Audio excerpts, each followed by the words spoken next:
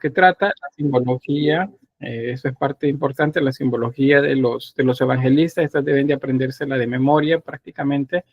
Decir que Mateo pues es inconfundible, es la forma de un ángel o de un hombre, que la de Marcos es la de un león, que la de Lucas es la de un toro y que la de Juan es la de un pájaro solar o la de un águila.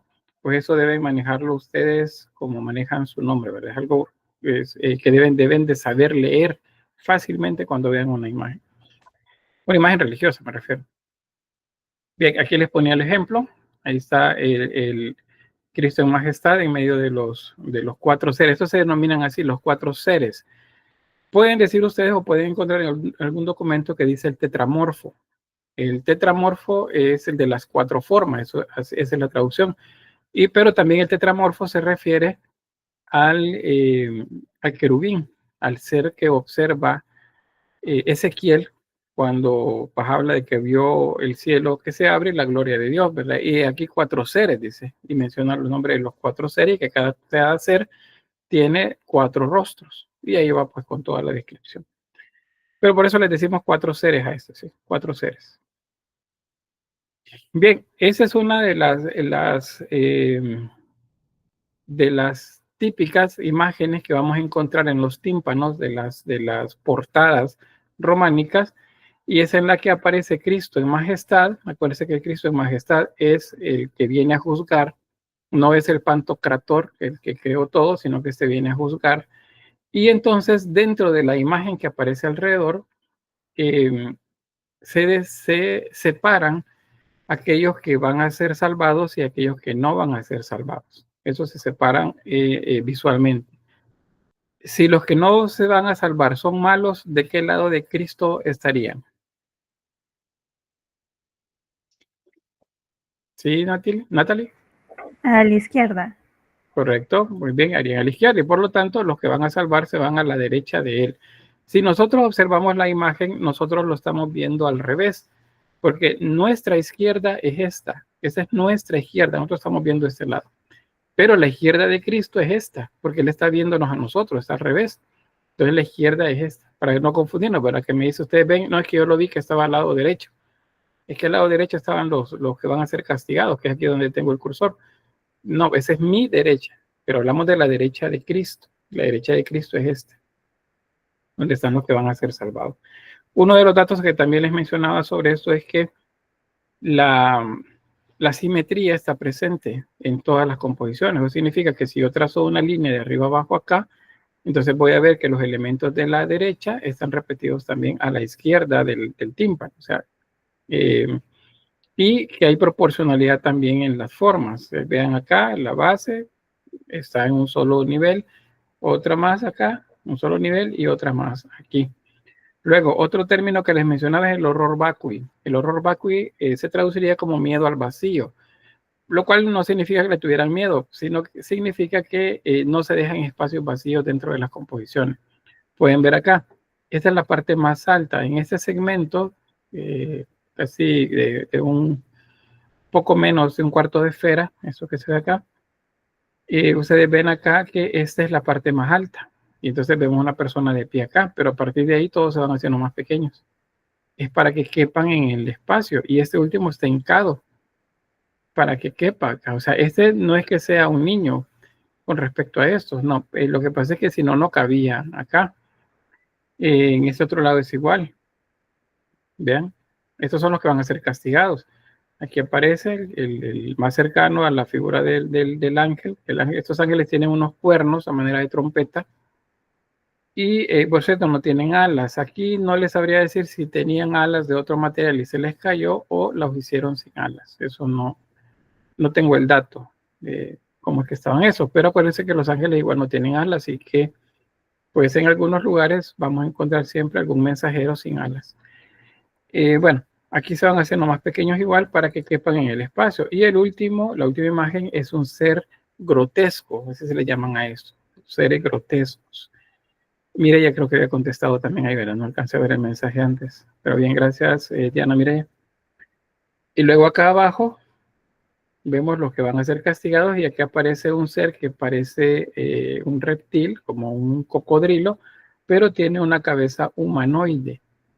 Es común en esta época que las cabezas de los animales las hagan humanoides, como por ejemplo es un león, la cabeza es humanoide, es un cocodrilo humanoide, es una serpiente, es igual. Lo que tratan es de representar lo que ellos conocían, lo que ellos veían. ¿Y qué veían? Pues rostros, como nosotros nos vemos a nosotros a diario.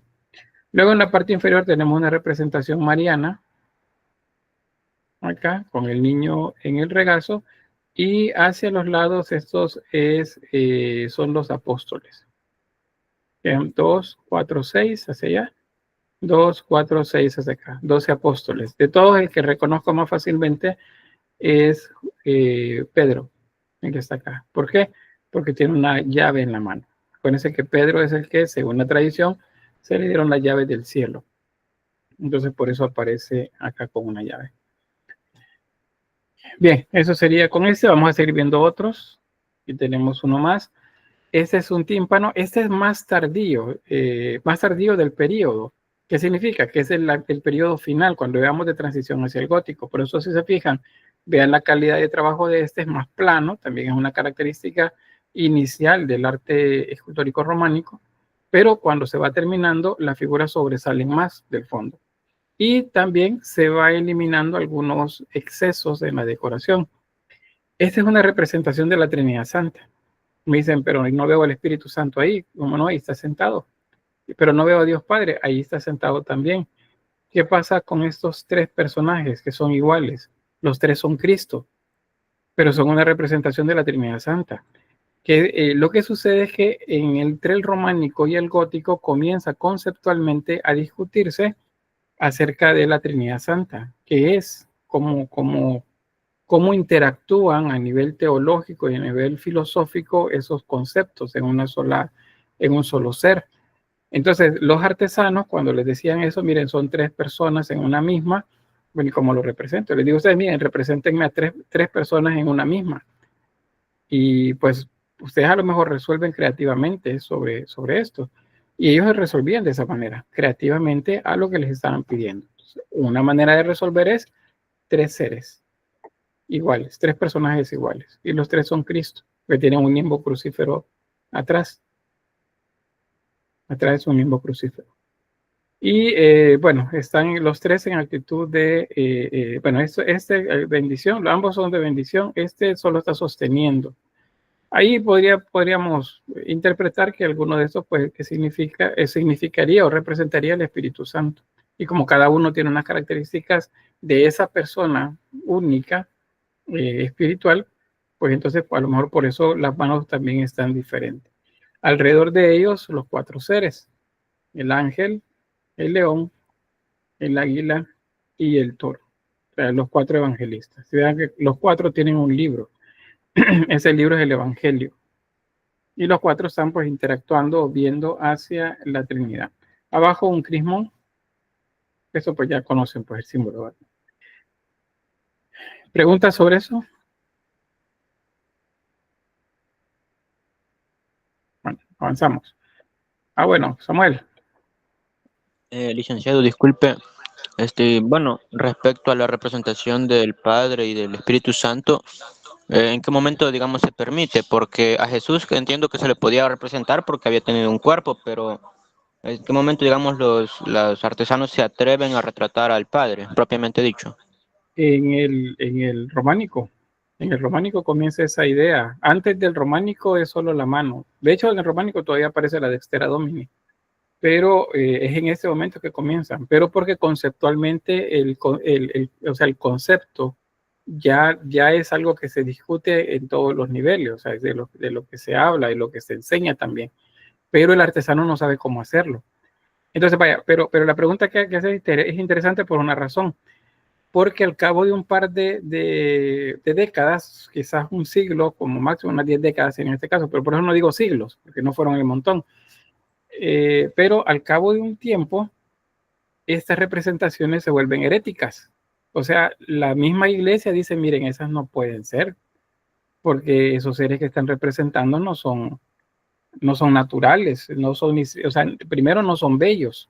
Y el concepto de Dios, de Cristo, del Espíritu Santo es belleza, según la parte espiritual que se habla de ellos.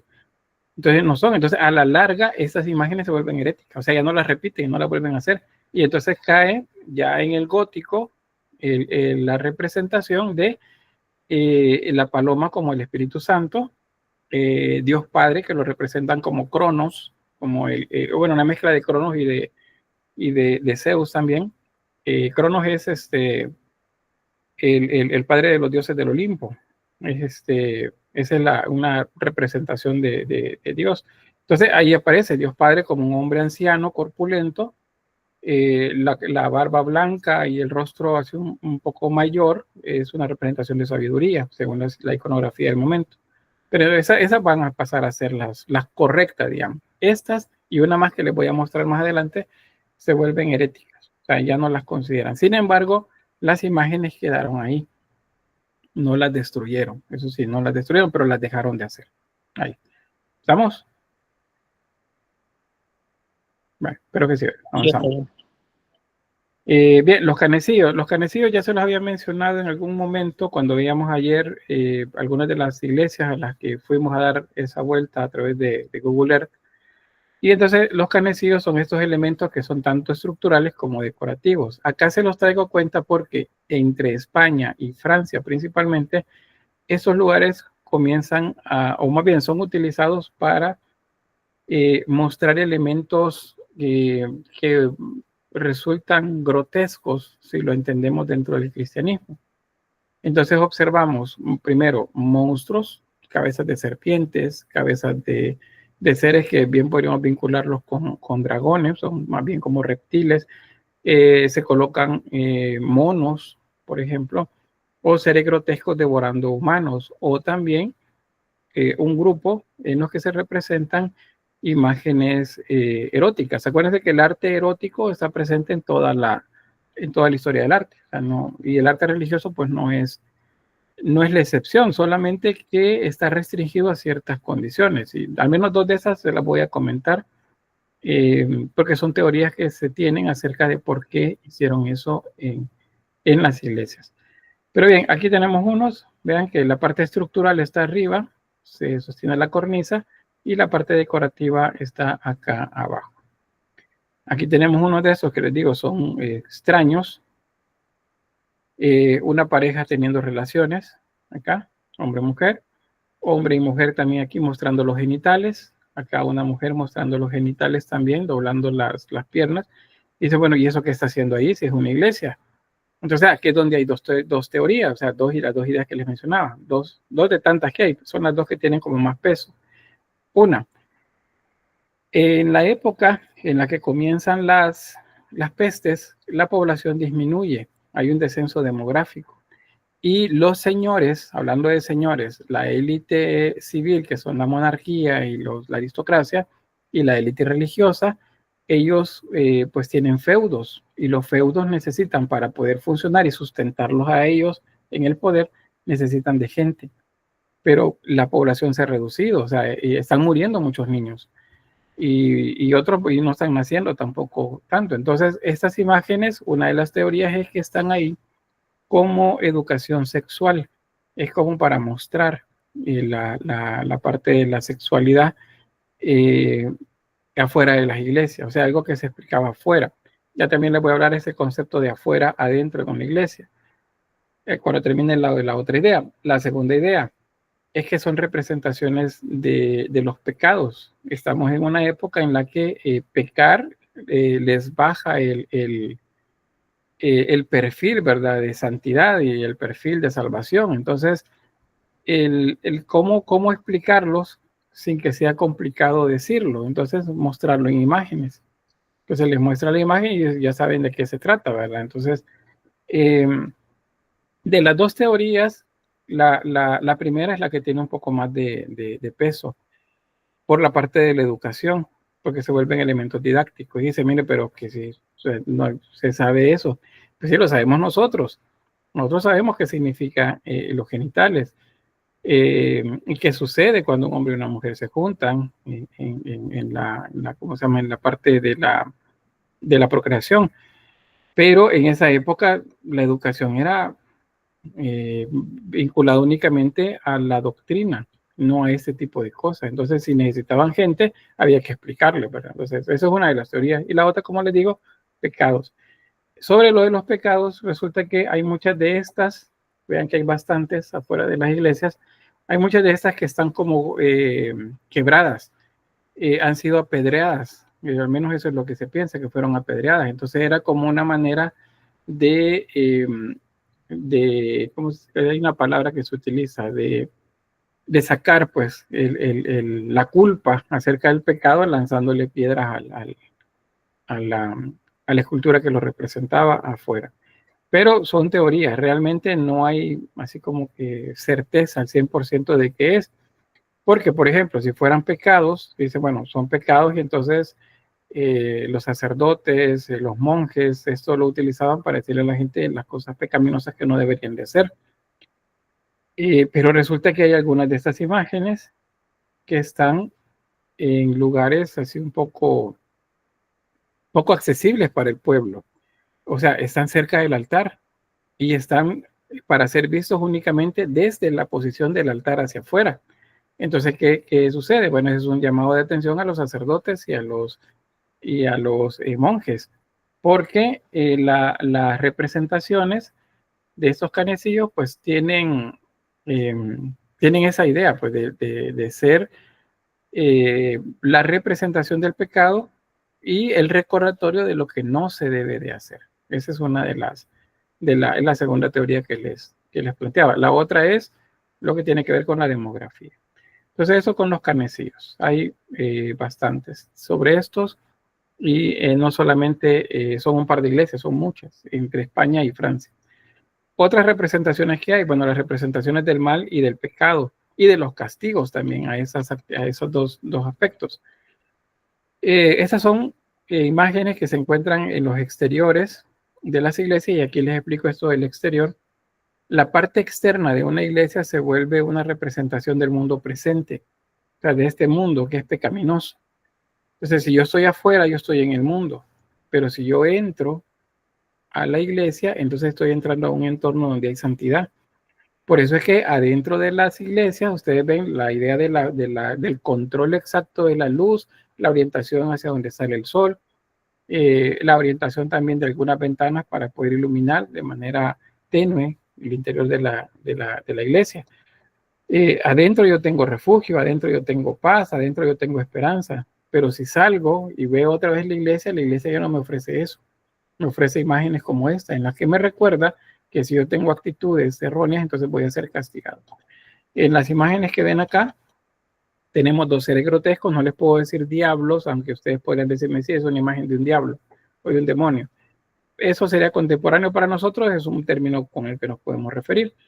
Pero en esta época no tienen todavía un solo nombre, es un montón de ideas que representan el mal, Satanás, el diablo y bueno, otras más por ahí.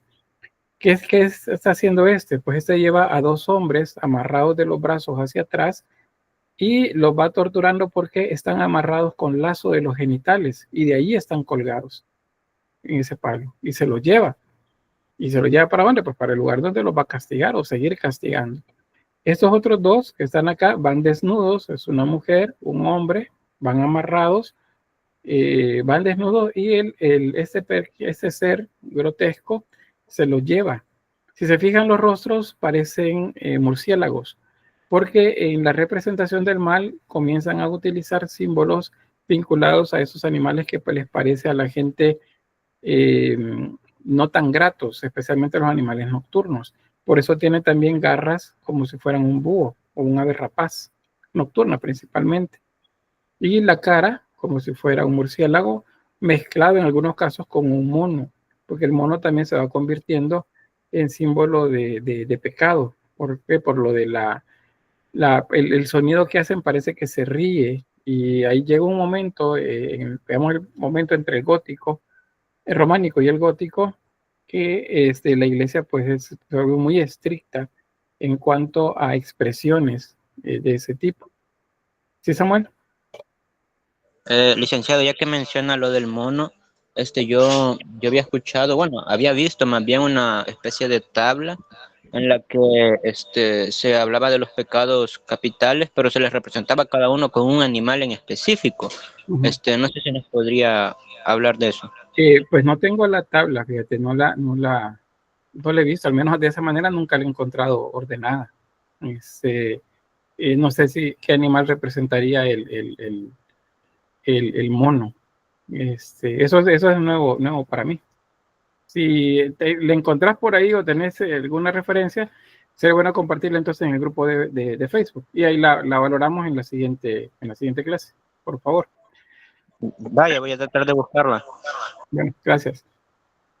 Porque así no lo tengo. De hecho, en esta época también comienzan ya a hablarse de tipos de pecados y aparecen, aunque ya más bien en el gótico renacimiento, los llamados pecados capitales, que son 7.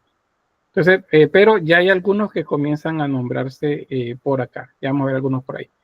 Bien, esta es otra representación del castigo también para los que tienen actitudes pecaminosas. Otra vez los seres grotescos. Vean en este caso que este ser tiene una cara que es una mezcla de, como les decía, de como de un mamífero o algo que tiene caninos así muy pronunciados y es peludo. Ahí se ve el pelo que cuelga. Ese otro no tiene pelo, este que se ve acá.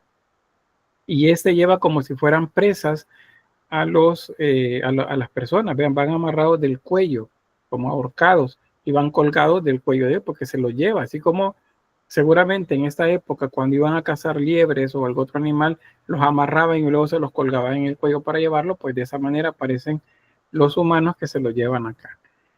A esos otros los están mordiendo de las manos y estos los muerden de la cabeza. Una mordida en la cabeza tiene que ver con un pecado relacionado con el pensamiento. Pueden ser los malos pensamientos, ¿verdad? Esa idea que a ustedes se les ocurre, por ejemplo, de querer copiar en el examen es un mal pensamiento. Entonces los muerde ahí ese ser grotesco de la cabeza. Y si con sus manos ustedes llegan a redactar algo y lo copian del chat GPT y lo pegan después, pues entonces les muerde las manos también aquí arriba, miren. Está mordiendo de las manos. Ese de morder las manos probablemente es robo. La acción de que les muerden pues las manos. Entonces, todas estas se vuelven representaciones del mal. No hay al 100% todavía una idea de un diablo como tal o de una única representación, sino de un montón. ¿Sí, Samuel? Ahorita solo es una pequeña observación que estaba considerando y es que me resulta un poco curioso, digamos, ahorita que está hablando de esto de los castigadores, digamos, de las personas que castigan al mal, me resultaba un poco curioso, digamos, que hayan escogido figuras, digamos, aterradoras. Entiendo que la idea era precisamente, ¿verdad?, disuadir a las personas, pero me resulta un poco curioso porque, me resulta curioso y también un poco irónico, porque en la Biblia el que castiga es Dios, o sea, el diablo y los demonios en ningún momento son castigadores, a menos que Dios explícitamente dé permiso, pero es muy rara vez, ¿verdad? Sino que en la Biblia los que se encarga de castigar es Dios y el diablo es también castigado, no un castigador. Solo me pareció un poco curioso eso. Sí, está bien. Y de hecho el ejemplo lo tenemos en Job, ¿verdad? El patriarca. Porque dice, Dios se reúne con todos sus hijos, dice, y entre ellos estaba el diablo, o Satanás, no sé cómo lo nombra ahí. Y entonces le dice, ¿de dónde viene? De recorrer el mundo, le dice el diablo o Satanás. Y le dice, ¿ya viste a mi siervo Job? Y le dice todo lo que hace Job a favor de Dios. Y le dice, sí, pero ¿por qué no lo has tocado? No me lo has dejado una semana. Déjamelo y vamos a ver. Entonces Dios le da permiso. Y así en todas las veces, cuando le roban, cuando matan a las hijas, cuando matan a los hijos, cuando lo hiere de una enfermedad él.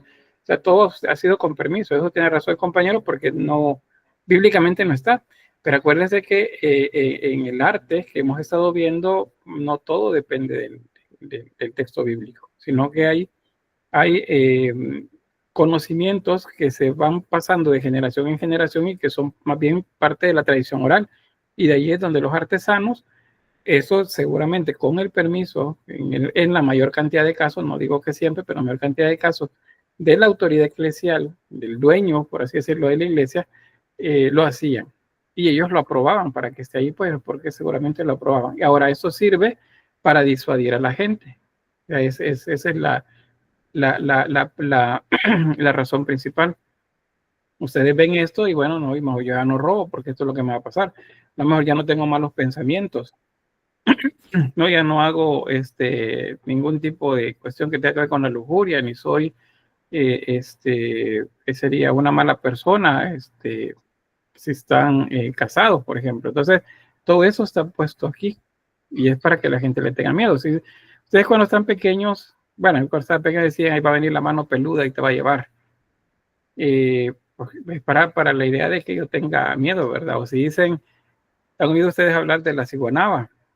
¿Dónde aparece la ciguanaba? En los ríos. ¿A quiénes les aparece? A los hombres pícaros, a los hombres que son pispiretos, ahí enamoradizos. ¿Qué forma tiene? La de una mujer guapa que se deja enamorar. Pero ¿qué pasa cuando se le acercan? Pues los castiga. Entonces, ¿para qué sirve el mito? ¿Para qué sirve eso? Sirve para disuadir a esos hombres que vayan al río a tener sus amoríos en ese lugar con cualquiera que se les acerque por ahí. Entonces, los mitos, el cipitío, la ciguanaba y así otros más, tienen que ver con disuasivos para que la gente no ande en la noche o no ande en ciertos lugares. A los camioneros allá por los 80 aquí en el país se les aparecía la descarnada, decían que subían una mujer muy guapa al camión y cuando iban en el camino comenzaba a caerse de la piel y el músculo del rostro. Entonces eran historias que servían para disuadir a estas personas. Y bueno, el mito en general, eso tiene que ver, lo van a ver eso creo que en antropología o en sociología. Eh, Ahí es donde se ven esos contenidos. Espero, porque si ustedes los mandan al nuevo plan, no sé qué va a pasar con ustedes ahí con esas materias. Pero bien, vamos a ir ahí, vamos a avanzar. Hay narrativas también del Nuevo Testamento, del Antiguo Testamento, por ejemplo, la duda de Santo Tomás. ¿Alguien me explica cuál fue la duda de Santo Tomás?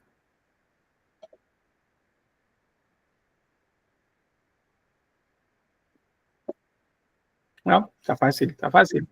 Daniel. Cuando Jesús resucitó, que él no creyó que Jesús hubiese resucitado, por así decirlo, y es que él expresa lo que representa la imagen, que a menos que meta su mano en precisamente la herida de Jesús, en su costado y en su mano, él no va a querer, y entonces es que sucede lo que pasa en la imagen que estamos viendo, que tiempo después Jesús aparece y le dice precisamente que haga eso, que ponga su mano en las heridas que él tiene para que compruebe que efectivamente ha resucitado. Muy bien, gracias. Ahí está resumido. No sé si era lo que iba a decir el compañero. ¿Coincidimos? Sí, lo mismo, pero mi compañero lo dijo mejor. Bueno, está bien, gracias. Bien, entonces aquí está resumido esa imagen. Ahí aparecen los apóstoles y aquí está Tomás, pues haciendo pues lo que se describe en el título, que es la duda de Santo Tomás. ¿Y Daniel? ¿Puedo decir algo más? No. Tengo la mano levantada ahí todavía. No. Bueno. Otro elemento sobre esto, como no hay todavía idea de la perspectiva, entonces hay que resolver cómo hacer para que todos aparezcan en la misma escena. Y entonces se utiliza un recurso que consiste en colocar los cuerpos en líneas una tras de otra cada vez más alto para que se vean que están atrás. ¿Cómo se llama esa técnica? Eso lo vimos con los asirios allá en el siglo I. Si la llevaron conmigo, tuvieron que haberlo visto el resto, ¿verdad? Quienes no lo llevaron conmigo, ¿no vieron ese término? ¿O alguien que lo haya visto, que recuerde?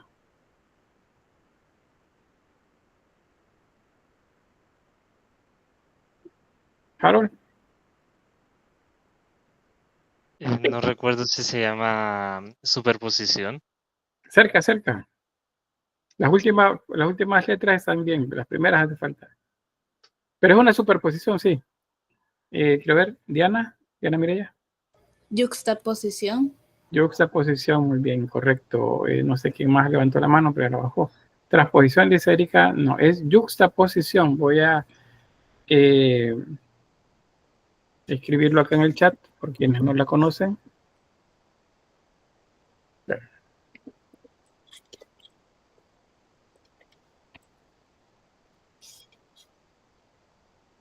Es la yuxtaposición. Y la yuxtaposición consiste, pues, justamente en que las imágenes se colocan una detrás de la otra para simular que están atrás.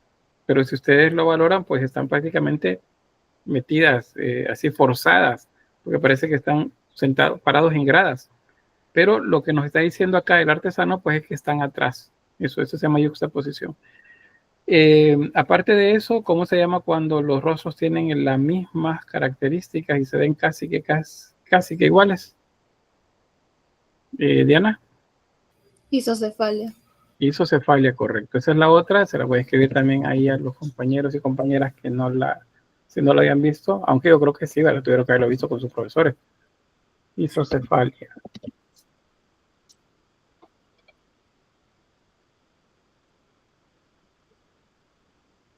Creo que le hace falta una tilde, pero se lo voy a poner por ahí porque no me parece. Isocefalia. La isocefalia es cuando los rostros se ven iguales. Eso es lo que significa. Bueno, vamos a avanzar. Esta iglesia es bien interesante por el tímpano que tiene, que está acá. Es una iglesia pequeña, no es muy grande. Vean, esa casi, bueno, las jambas son apenas 2 columnas. Las arquivoltas, pues es más bien la decoración del arco de medio punto. Tiene un parteluz, pero un parteluz es bastante amplio, es más bien la pared. El dintel, que es la piedra que sostiene el tímpano, que es este de acá. Pues esta iglesia, que es románica, guarda uno de las representaciones del juicio final más llenos de simbolismo de todos los que hay. No es el único, hay un montón más, ¿verdad? Pero este tiene bastante simbolismo. Eso está en Francia. Entonces vamos a ir a este lugar, vamos a hacer una visita de campo también acá corta, solo para que vean más bien la iglesia.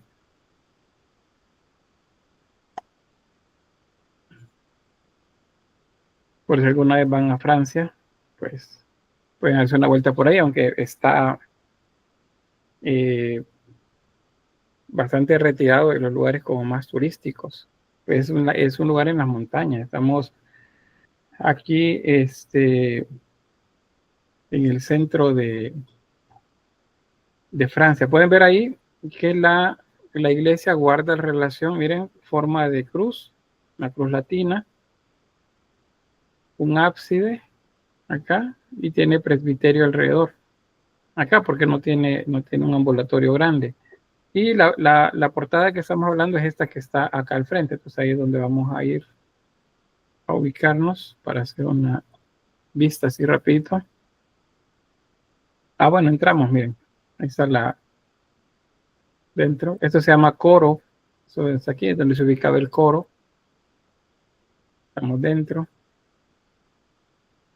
Ahí tenemos el ábside. Vean las ventanas bien características del románico, ubicadas para que iluminen la zona del altar. Aquí estamos en el transepto. Y ahí ya está. Pero no es ahí donde vamos a ir. Queremos ver la parte externa.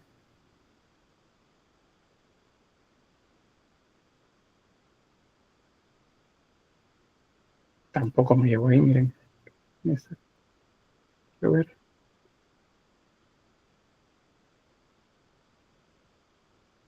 No.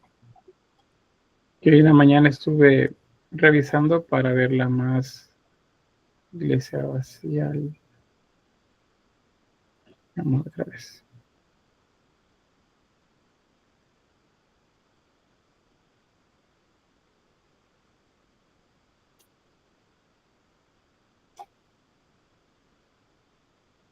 Hoy sí. Aquí estamos, vean. Ahí por el tamaño de las personas y pues a la vista del tamaño promedio de nosotros, pues vean el tamaño de la iglesia. Es una iglesia bastante alta. Esto que ven acá como columnas, esos son contrafuertes, son los que ayudan a que las estructuras sean cada vez más altas. Ahí vemos eso. Entonces, ahora imagínense esto aquí enfrente y la predicación, ¿verdad? La enseñanza acerca de eso que veía la gente acá. Y cada vez que la gente iba a entrar, estaba observando pues el juicio final acá. Y de este lado, al lado izquierdo de la figura de Cristo, observando todos los castigos que podían sufrir si se portaban mal. Y de la derecha, pues viendo cómo se movían los que van a ser salvos. Bueno, ven ahí un pueblito medieval, así ambientado a manera turístico. Así que ahí tenemos Santa Fe de Conques. Y volvemos acá. Hoy lo vamos a ver despacio. Ahí tienen el tímpano.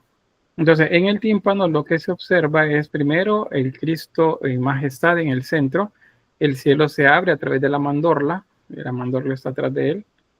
Él muestra un cielo estrellado con estrellas, esas que ven ahí atrás. Y él con la mano izquierda señala hacia abajo, que es donde están los que van a ser castigados. Y con la mano derecha muestra el camino hacia arriba, que en este caso se comienza a interpretar como cielo. Ya la bóveda celeste, ese concepto comienza a convertirse en la idea de cielo. Y ahí tenemos pues a todos los justos, en toda esta zona, los apóstoles, soldados, monjes, obispos, probablemente de la época, apóstoles como Pedro, por ejemplo, que aparece acá, están ubicados a la derecha. En la parte superior tenemos representaciones de mensajeros alados con trompetas, acuérdense, porque el contexto es el Apocalipsis, entonces por eso aparece con la idea de las trompetas. Y esto que ven acá es una representación de nubes, por eso es como si el cielo se abre, muestra la mandorla y adentro Cristo que viene en majestad, que nace de nuevo a este mundo a través de el juicio. Y luego pues diferentes representaciones grotescas. También les decía acerca de la simetría. Si yo trazo una línea de arriba abajo acá, entonces lo mismo que está a la izquierda voy a encontrar a la derecha.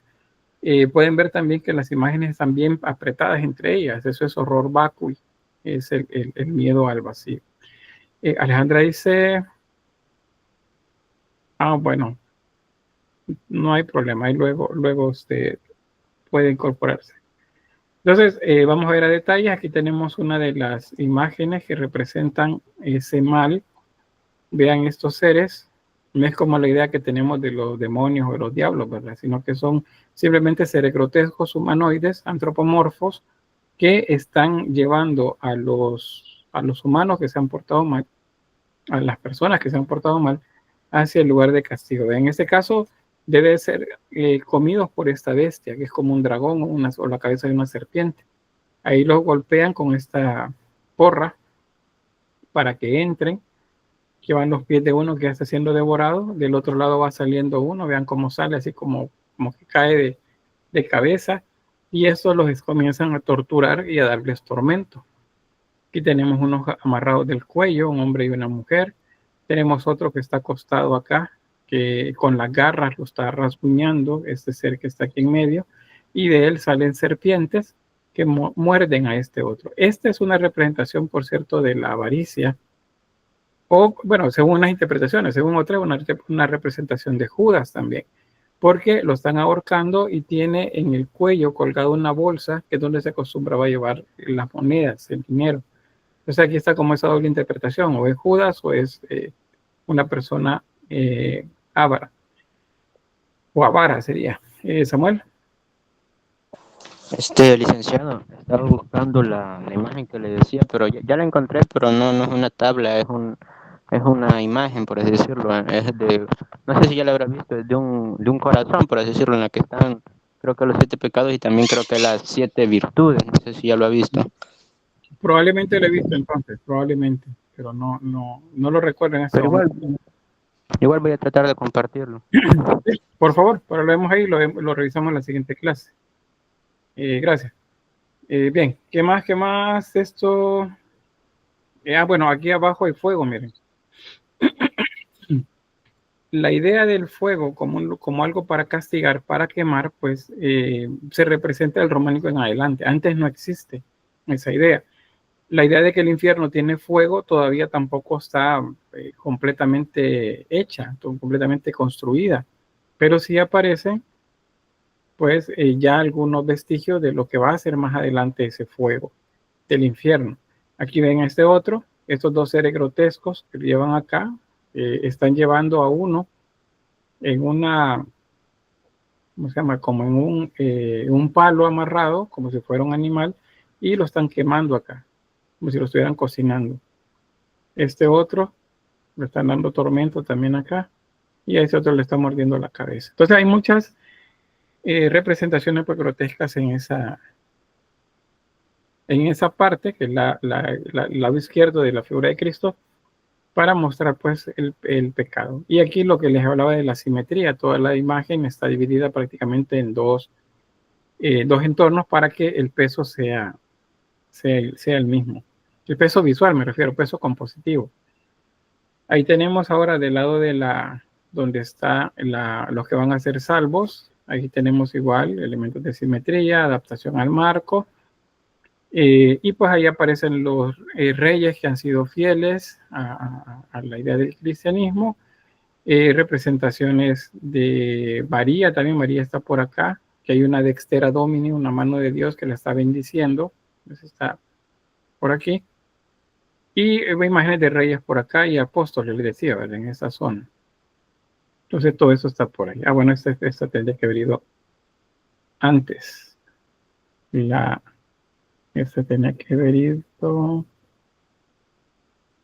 Pero voy a mover de una sola porque no luego se me olvida cuando les comparte el documento. Sí tendría que haber ido. Acá. Ajá, esta. Luego estas, que son de las que ya les había mostrado. De ahí como más cerca, miren, se lo están empujando para que se lo trague esta bestia. Y sale del otro lado, ¿verdad? Y este está en la parte de arriba. Está mordiéndole la cabeza. Entonces son como castigos, ¿verdad? Que les muestran. El que ya les mencionaba. No se parece todavía a la idea del diablo, ¿verdad? Ese que tiene cuernos, que tiene barba, que tiene bigote, que tiene cola, que la mitad del cuerpo es como de un macho cabrío, pues no se parecen, sino que son seres grotescos los que muestran. Y bueno, eso es bien interesante, eso se llama psicostasis en el marco del cristianismo. Pero en Egipto ya tenían la idea del el juicio que se hacía al difunto para saber si su corazón tenía el suficiente peso a partir de las obras que realizaba para poder pues ser una persona de bien, como dicen. Entonces tenía o se muestra, la psicostasis es una valoración, es un contrapeso que se hace en el que los aspectos buenos y malos se pesan para saber si va a ser salvo o va a ser castigado. Eso es egipcio. Pero el cristianismo lo retoma también. Y dice, bueno, ¿se lo inventaron los cristianos? No, esta es una adaptación de cosas que ya se conocían en la época a través de los egipcios. Lo que pasa es que en el cristianismo lo retoman como una de las cosas que se hace al finalizar la vida. No hay ningún lugar donde alguien pueda ir a pasar un tiempo mientras se valore el caso, ¿verdad? Al menos conceptualmente no en este momento. Ese lugar es el purgatorio, pero el purgatorio no existe conceptualmente en este momento, ni tampoco iconográficamente, porque en el tiempo aparece siglos después de este momento. Entonces acá únicamente o es bueno o es malo. Y nos muestra entonces una balanza en la que un ángel, un mensajero, está haciendo pues ese ejercicio de pesar el alma junto con un demonio aquí, o diablo, como le quieran llamar a este personaje. Fíjense que eso tiene ciertos elementos cómicos, si lo quieren ver así, o pícaros también, con respecto a este ser, porque él siempre va a buscar hacer trampa. En las imágenes aparece intentando hacer trampa. Vean lo que está haciendo con la mano. Está tocando el borde del depósito para hacer lo que pese más y de esa forma ganar el alma a él, pero la imagen muestra que es el ángel el que está ganando el alma, y eso se repite así en otras más. Ahí les van a quedar dos enlaces, estos tienen que ver con dos páginas que se hablan acerca de este tímpano de Santa Fe de Conquest, para que lo vean despacio. No sé si hay alguna pregunta sobre este tímpano de Santa Fe de Conquest. No estamos bien ya con ese. Y no, pues avanzamos. Todo claro. Gracias, Diana. Bien, entonces les quedan los enlaces, los van a tener en el material. Aquí otra imagen. Esta ya es más tardía, significa que las imágenes tienen más bulto, son más redondeadas y también son más estilizadas, tienen un poco más de trabajo anatómico. Eso está al final del periodo románico, ya cuando nos acercamos al gótico. Y acá aparece también la psicostasis. Acá abajo. Ven. Bueno, despacio. Ahí tenemos el ángel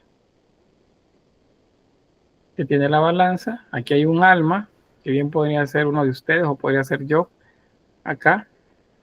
Y del otro lado, este ser maléfico que está haciendo trampa. Miren, tiene agarrada con las manos la balanza y dentro de la balanza hay un pequeño ser, también representación del mal, que está jalando la cadena para que pese más. Y abajo de él hay otro más que le está tomando la cola probablemente a para que pese más y de esta forma ganar ellos. Pero les decía, en la representación de la psicostasis, esta balanza que representa el juicio, el bien y el mal, siempre va a aparecer como alguien pícaro. Pareciera cómico, por lo que decía, pero es picardía, es como es trampa. Por eso se habla del tramposo, el que siempre intenta engañar. Y del otro lado, pues el ángel. En la anterior, que es esta, eso me faltó decirles, aquí aparecen representaciones de ángeles. Esta es podría ser la Virgen María. Este puede ser Juan. Acuérdense que en la iconografía a la derecha está María, a la izquierda está Juan. Y abajo de él aparece la Nueva Jerusalén, que baja en el cielo en medio de las nubes. Está acá. ¿Por qué? Porque es el juicio, es el apocalipsis, lo que estamos viendo acá. Y alrededor, en las arquivoltas, aquí lo que vemos son ángeles que observan la escena. Y ahí, bueno, representaciones de Dios, la Dextera Domini, que ya les mencionaba, la mano derecha. Y bueno, en la imagen que les mostraba, cuando aparecen los tres seres iguales, los tres personajes iguales, que uno de ellos también representa a Dios, aunque es un poco temprana la representación de la Trinidad. Y les voy a mostrar una más también, que estas, si bien es cierto que en ese momento eran aceptadas por algunos sectores, no por todos, más adelante se van a considerar pecaminosas, y son estas. Creo que Harold, aquí es donde entra lo que me preguntabas la vez anterior, se refería a esto, ¿verdad? Que me enviabas un correo. Harold, ¿está por ahí? Sí, fui yo. Sí, ¿verdad? ¿Qué es lo que habías visto sobre ello? Que era mayormente pinturas de Jesús, pero tenía dos rostros más a los lados. Uh-huh. Bueno, muy bien, gracias. Pues bien, estas son representaciones tempranas también de la Santísima Trinidad o la Trinidad Santa, como le gusten ustedes llamar. Es que es complicado. Traten de explicarle a alguien acerca de cómo pueden tres personas convivir en una sola sin la parte, ¿qué sería? La parte alegórica que se refiere a la Trinidad, ¿verdad? Porque si nos vamos a eso, pues hay una anécdota por ahí de San Agustín, o Agustín, el filósofo, creo que le llaman doctor de la Iglesia, en el cristianismo católico, que pues él se encuentra un niño que está a la orilla del mar y tiene un cascarón de huevo vacío y está agarrando agua con la mano del mar y la está metiendo adentro. Y le dice San Agustín, le dice, bueno, ¿y qué estás haciendo? Y le dice, quiero meter el mar adentro de este cascarón. Y le dice, ¿cómo vas a meter el mar? O sea, no cabe, es imposible que el mar quepa dentro de ese cascarón. Entonces el niño lo mira de frente y le dice, pues de la misma forma es imposible que el misterio de la Trinidad Santa quepa dentro de tu cabeza. Entonces, esas son anécdotas así, alegóricas, pero las que nada más nos representan la idea de que es un tema complejo. Entonces, en esos temas complejos, la resolución de los artesanos, que son los que nos interesan a nosotros acá, pues fueron estas. ¿De qué otra manera podía representarse 3 personas en una? Pues ya sea que tuvieran 3 rostros, eso se llama trifacial, o tricéfalo, o sea, 3 cabezas. En este caso hay 6 ojos, porque tiene 3 cabezas, una cabeza a cada lado. En esta, pues aparece de manera, digamos, un poco más abstracta, en estas dos. Esta ya tiene una representación más, más natural, en el caso del Vitrus, por cierto, se llama Vultus trifons, se llama este tipo de representación, en el tricéfalo, y en la frente tienen un triángulo, vean. El triángulo es una representación de Dios. Y él nos habla de 3 ángulos, es la Trinidad Santa también acá. Entonces aquí, vean, este tiene solamente 4 ojos, pero son 3 rostros. Entonces, hay 2 tipos. El facial, Vultus trifons, ¿sí? Vultus trifons, trifacial o tricéfalo. Ahora les decía cuando les mostraba las 3 imágenes, a la raíz de una de las preguntas que hacía el compañero, a la larga, estas representaciones se volvieron pecaminosas, las consideraron ofensivas y contrarias a la fe, cuando pues es seguro que algún artesano ya consiguió representar de mejor manera la imagen, y a nivel conceptual pues estas que eran grotescas, la gente pues más bien se asustaba al ver eso. Imaginan, ven ustedes esto en la noche, que se les aparece en el cuarto, aunque escuchen liras y música bonita de fondo, pues seguro que se asustan. Entonces la gente no lo veía bien esto. Entonces no era el camino correcto. Entonces la iglesia pues lo deja porque las representa heréticas. Me parece que no están representando el bien, sino que más bien parece que representan lo contrario. Son seres grotescos, no naturales. Entonces eso es sobre esto del Vultus trifons. Vamos a ver unos también en pintura, pero eso pues va a ser en la siguiente clase seguro por cuestión del tiempo. No sé si vamos a alcanzar a llegar por ahí. ¿Preguntas sobre eso? ¿Estamos bien?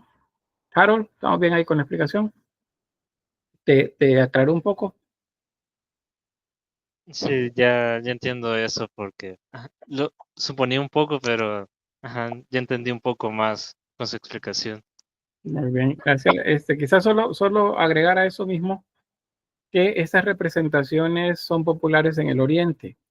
Y acuérdense que a través de las rutas de comercio entre Oriente, y aquí me refiero a India y un poco más allá en China, pero especialmente en la India, las representaciones de seres multifaciales o multicéfalos es común. Podemos ver a Shiva que tiene varios rostros, o tiene 3, igual, así como vemos este de acá. Igual tiene un montón de brazos, puede tener 16 brazos, 18 brazos. Eso tiene que ver con la capacidad, el observar mucho, perdón, el poder ver mucho, o sea, ¿cómo le llaman eso? El omnisciente, omnipresente, que lo puede hacer todo, que lo puede ver todo, pues se representa de esa forma. En el cristianismo, antes lo representaban eso a través de ese montón de ojos que le ponen a las alas de los serafines y de los querubines, o a las ruedas que representan los tronos. Todo ese montón de ojos son representaciones justamente de cómo explicar que pueden verlo todo. Si yo con 2 ojos apenas puedo ver una pequeña parte, entonces si quiero ver a mis lados y en la parte posterior tengo que tener más ojos. Entonces, eso es una de las posibles influencias que tuvo esta simbología, pero fue fallida porque más adelante pues la desecharon. Bueno, avanzamos. Otros temas diversos, bueno, hay muchos. Voy a avanzar de eso porque ya hablamos bastante de temas como este, los religiosos, los de los monstruos que castigan, los alegóricos que nos hablan de caballeros también. Y vamos bueno, eso es interesante, esta sí les voy a hablar. Vean, en medio de esos tímpanos o alrededor de los tímpanos donde aparece el juicio final, en algunas de esas iglesias aparecen imágenes como esta. Y este es un personaje que se está escondiendo, pero es imposible no verlo, porque a pesar que se está escondiendo, es imposible no verlo. Entonces, esta es una representación de que, pues, donde quiera que estén, Dios los va a encontrar.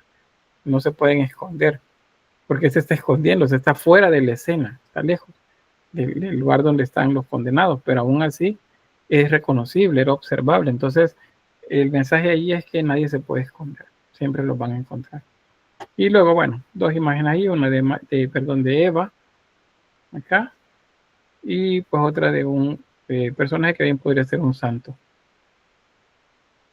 Vamos a esto, creo que nos da tiempo. La escultura exenta.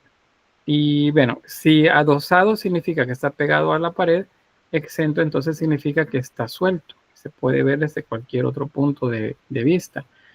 Especialmente estas representaciones que han llegado hasta nuestros días son de vírgenes, la mayoría, aunque también hay representaciones de santos, santas o de Cristo, pero son pocos, porque es bastante antiguo. Entonces, en eso de la antigüedad, pues aparecen que serían algunas que no fueron destruidas completamente por el tiempo o por las plagas que le llegaban a la madera, y pues ahí están. Vamos a ver unas de estas. Primero decirles que en el caso de las vírgenes vamos a encontrar que muchas de estas vírgenes que corresponden al románico y algunas que aparecen en el románico, pero según la historia que viene atestiguada con ellos, a veces en documentos, nos dicen que la obra, la talla en madera, es del periodo, o se ubicaría en el periodo prerrománico. Lo que pasa es que en el prerrománico no hay ningún dato acerca de ella, sino que aparecen en el románico. Ya les voy a mostrar una, por ejemplo, que encuentran en España y que según la tradición, la leyenda o lo que hay alrededor de ella, pues la imagen fue una talla del siglo I o del siglo II después de Cristo y que anduvo de diferentes iglesias durante el periodo románico. Luego se perdió y de repente apareció de nuevo. Y esa es la que tienen en exhibición en un altar. Entonces, las imágenes de esas vírgenes tienen por característica que la piel es oscura. Les llaman por eso vírgenes negras, aunque no sean necesariamente negras, sino más bien de tonalidades oscuras. Ahí lo pueden ver en esta imagen. ¿Qué pudo haber sucedido? Pues que el pigmento, el barniz protector que les ponían, se pudo haber oxidado. Y en la oxidación el color pues se volvió oscuro. Hay casos, así como más recientes, en los que se les ha dado procesos de restauración a imágenes de vírgenes, por ejemplo, de madera, de la época románica o renacentista, y cuando las limpian y luego les ponen los nuevos materiales y las sacan en exhibición, la gente se enoja, porque resulta que la imagen que era morena ahora es rosada, es de tonalidad de piel blanca, así toda rosadita, pero tiene los colores originales, pero no se veía así. La gente la conoció de otro color y entonces se indignan, se molestan porque dicen que arruinaron a la imagen. Pero la razón es esa, es una de las explicaciones más bien más aceptadas, es que son producto pues de procesos de oxidación de los materiales y por eso se oscurecen. ¿Para qué se utilizaban? Pues muchas de esas eran procesionales. Procesional, no profesional, sino procesional, significa que son imágenes que se utilizaban para las procesiones. Las llevaban de un lugar a otro en días específicos, en medio pues de estos eventos en los que se peregrina con la imagen, puede ser en la misma ciudad o de una ciudad a otra. También se sabe de estas por textos que se han encontrado que se llevaban a la guerra como elementos o figuras protectoras del ejército. O sea, es como decirle, miren, la Virgen nos acompaña y gracias a ella vamos a ganar, o San Juan nos acompaña, o Santiago nos acompaña, o este Cristo nos acompaña y por él vamos a ganar. Entonces se llevaba la imagen y a partir de ella se enardecía a las tropas, o sea, se les animaba a las tropas a seguir a partir que tenían a esa imagen que representaba a uno de ellos, de esos personajes sagrados, pues en la batalla. Por cierto, estas imágenes son principalmente de vestir, o sea, son tallas sencillas, con poca resolución anatómica, pero que se pueden colocar vestidos encima de ellos. Entonces, estas que tienen aquí a la vista, tiene vestido y tiene postizos. Un postizo es esto que ven aquí arriba, es la corona, y la diadema que tiene acá es una diadema de oro con joyas alrededor, y atrás de ella esto redondo, eso se llama resplandor, y es la representación del nimbo. En los santos también los vamos a ver en algunos casos, pero principalmente María y Cristo son los que tienen resplandores así como muy pomposos, es lo que vemos acá. Y luego pues las telas con mucho detalle y mucho lujo también. Ese es la cabeza de un Cristo. Ese se llama relicario. Un relicario es un lugar donde se llevan reliquias. Creo que hay una pregunta por ahí. Natalie Janet dice, ¿qué habrá pasado cuando una de ellas se destruía en medio de las batallas? Pues se consideraban malos augurios si algo les llegaba a pasar. Por eso tampoco es que iban adelante, ¿verdad? Sino que las tenían protegidas, porque la idea era que no desmoronara la moral de las tropas. Entonces la imagen iba adelante para enardecer a las tropas, pero no es que iba completamente a la batalla, aunque en algunos documentales y películas de repente aparece por ahí que llevan la imagen del santo en un caballo y pues va en medio de la batalla, pero es poco probable que eso sucediera. Más bien se quedaba en el campamento, porque acuérdense que en las batallas, en las guerras de esta época, habían ordenamientos, y esos ordenamientos era que los generales se quedaban a observar lo que sus tropas hacían, porque los generales son los que mantienen el orden de la guerra, o sea, hay un orden en la guerra. Entonces ellos se quedan atrás y el pueblo pues a pelear. Así que no digo que no sucediera, pero es más probable que no fueran directamente a la batalla, sino que se quedaran en la retaguardia. Esa imagen, volviendo a esa imagen de Cristo, esa tiene una inscripción acá. Es como oración de la cabeza de ecce homo, dice acá. Aquí dice ecce homo.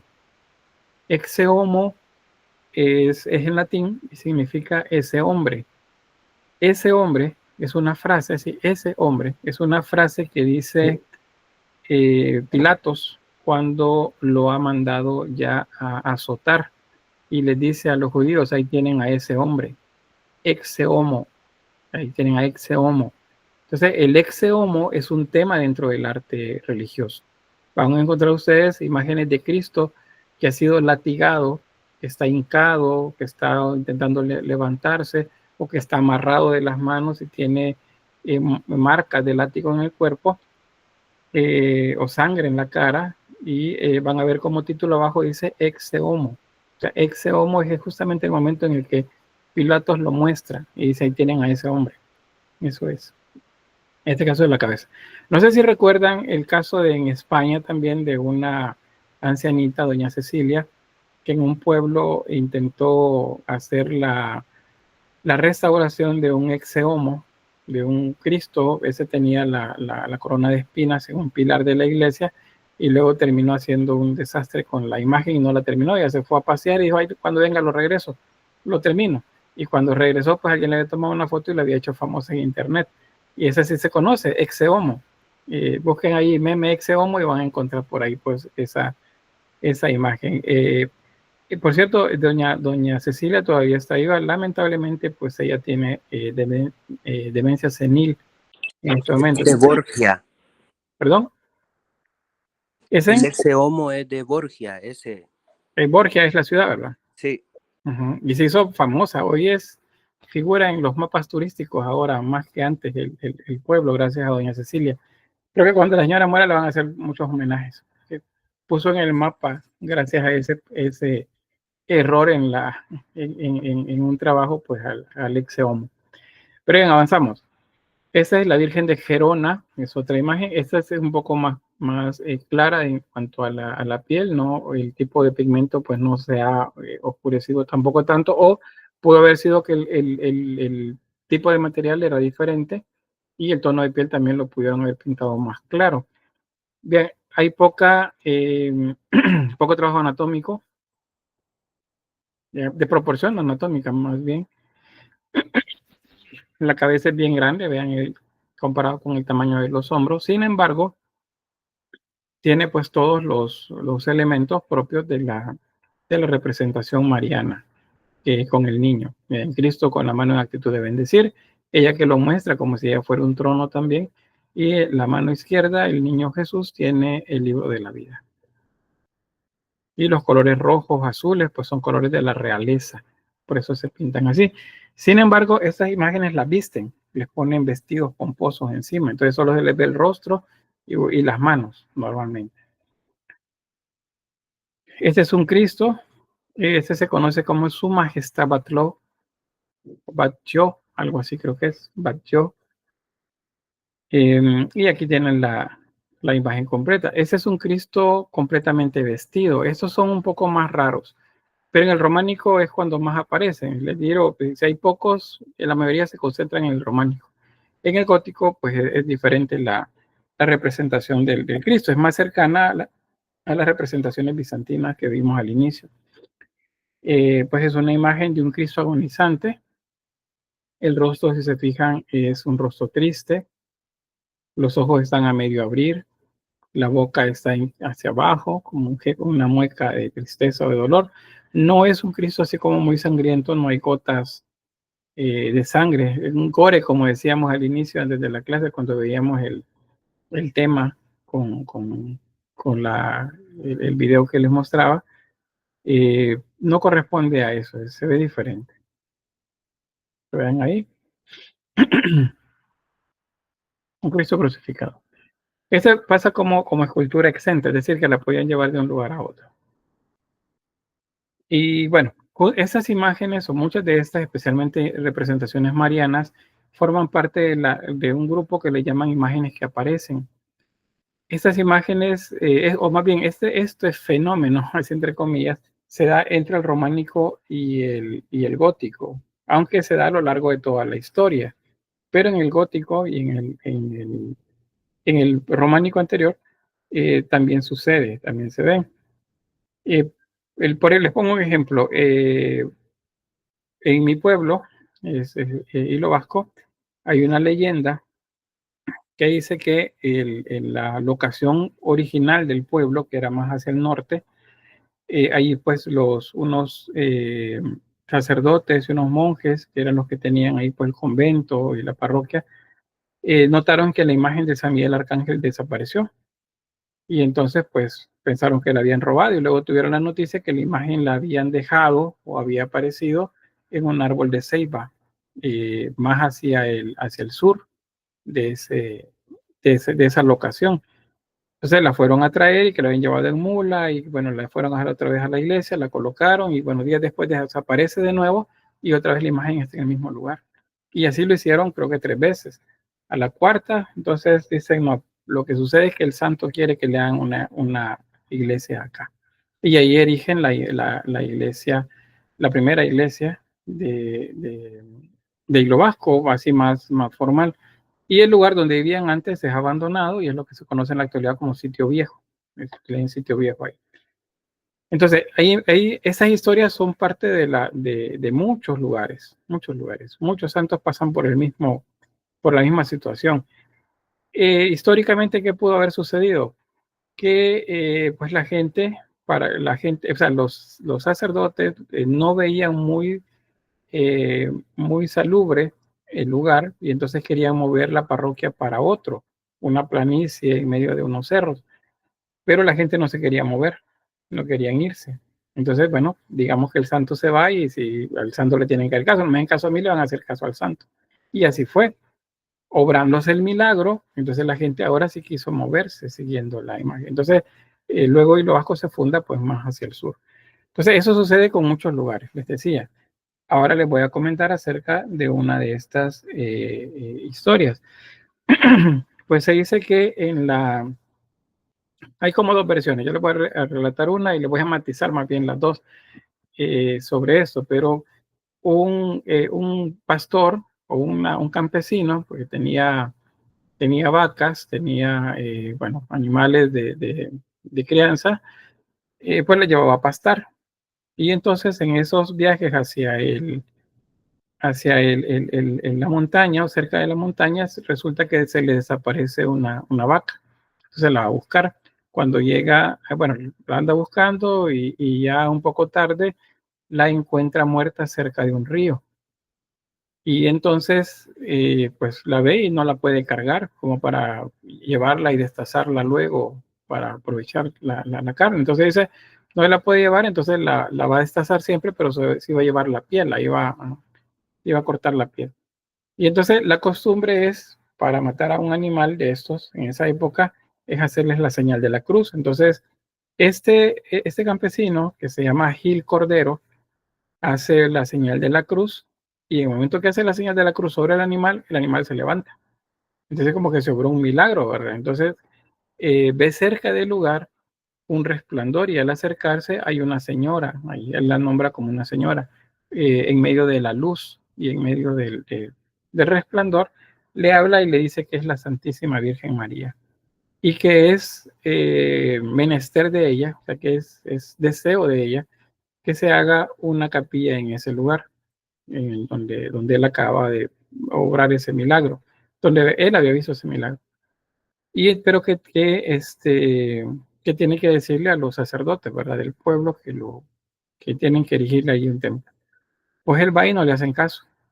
Va unas 2 veces y no le hacen caso. Entonces, le piden, por el contrario, pruebas de eso.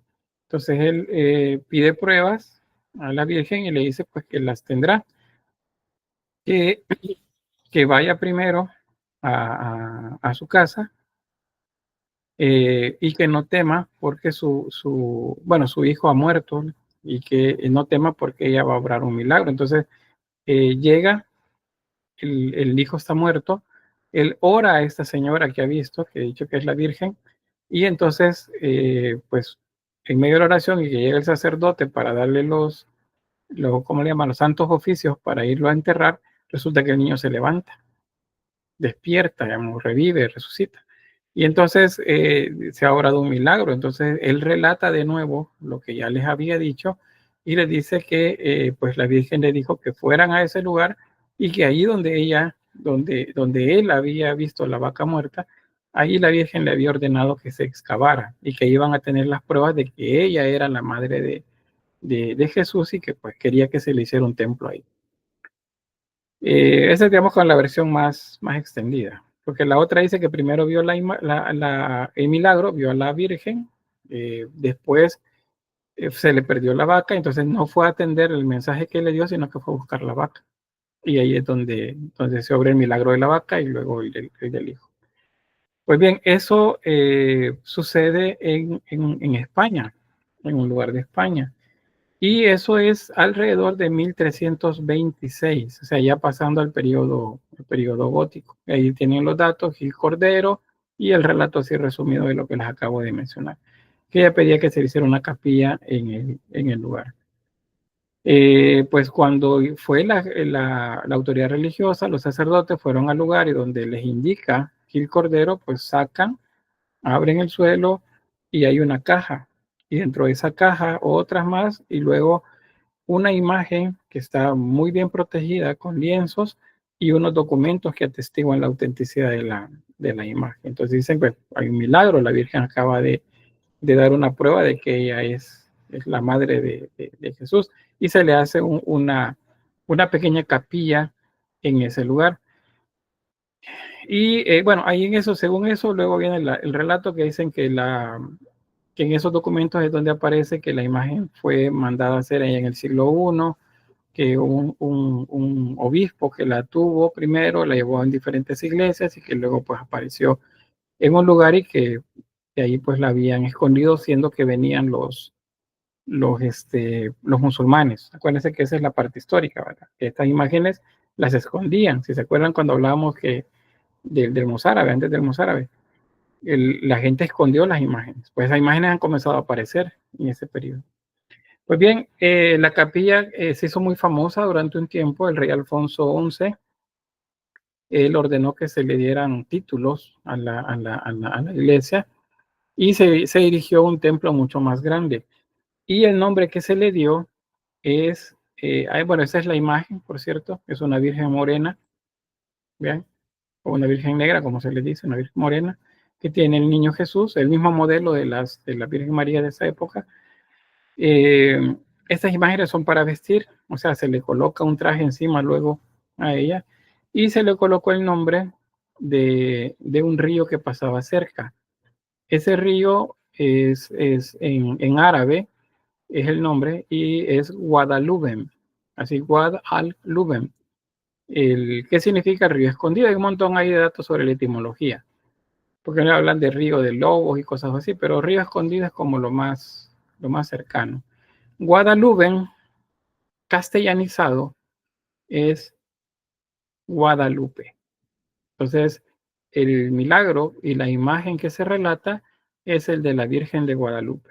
Y bueno, aquí se le pone apellido para diferenciarla de lo que luego sucede en tiempos de la colonia, según el relato también religioso en América, ¿verdad? Que es el aparecimiento de la Virgen de Guadalupe. Que si ustedes pusieron atención y conocen el relato de la Virgen de Guadalupe, verán que hay bastante similitud entre el relato de Gil Cordero y el relato de Juan Diego. Son muy similares los dos. Bien, comentarios. Voy a mostrar la imagen de la Virgen de... así es como se muestra ahora en el altar, Guadalupe de Cáceres. Es la primera advocación mariana dedicada a Guadalupe. Por cierto, cuando los reyes católicos asumen el poder regio en España, y resulta que ellos van, bueno, se dice que la reina Isabel la Católica, que llaman, ella pues era bastante devota de esta Virgen, y pues se nombran hasta 20 veces que ella fue a visitar la iglesia, la abadía que luego se hace ahí, para ver la imagen, hacer como los honores, ¿verdad? Con la imagen. Luego, cuando se casó, fue pues lo mismo. Como esposos fueron a visitar varias veces la Virgen. Se dice también que para el segundo o tercer viaje de Cristóbal Colón se hizo una misa en esa iglesia, en la de Cáceres, que es muy grande, es un templo bastante grande, pero que no corresponde al periodo románico. Es probable que la obra románica fue destruida casi en su totalidad, y los que luego encontramos es una mezcla de un tipo de gótico en España, pero que lleva un nombre diferente, que es el flamígero, el gótico flamígero se le llama. Pero en ese momento vamos a ver la arquitectura. Pero bien, ese es el relato entonces de la Virgen de Cáceres. Ahí está con la vestimenta de lujo, el resplandor, que es lo que tiene atrás, y los postizos, que son todas las cosas que lleva puestas sobre ella. Bueno, preguntas o comentarios.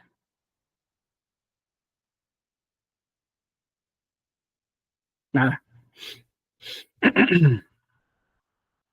Bueno, llegamos hasta ahí entonces con lo que se refiere a la escultura. Vimos escultura adosada, que es la que está en los edificios, y la escultura exenta, que es la que está en las iglesias, dentro de las iglesias. No sé si hay algo más, si no, pues voy a detener por acá la grabación. Solo nos resta, quizás la siguiente clase va a ser una media hora más o menos de este tema, y luego continuamos con el siguiente. Voy a detener acá la grabación.